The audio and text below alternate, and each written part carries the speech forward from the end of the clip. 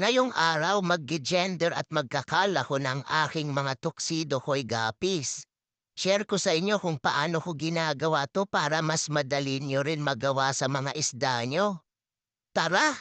Bale, ang ginagamit kong grow out tank para sa fry ay itong bote ng Wilkins. Green water siya. Sobrang healthy para sa mga gapi dahil puno ng natural na nutrients. Naghanda na rin ako ng 3 lagayan. Isa sa male, isa sa female, at isa para sa call. Ito nga pala ang mga lalaki. Mas matingkad ang kulay nila, lalo na sa katawan at fins.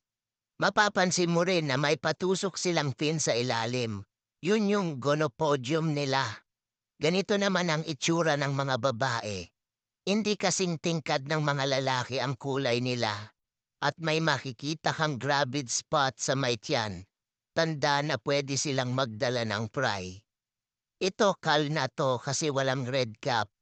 Hindi na siya pasok sa tuxedo ko'y look kaya hindi ko na isasama sa breeding line. Kapag may depekto rin sa fins o katawan, kal na rin para sure na healthy at quality yung mga iwan kong breeders. Pero hindi ko naman tinatapon yung calves. Dito ko sila nilalagay sa isang ref tub, hinahayaan ko lang sila diyan magparami. Maganda din sila tingnan kahit kal.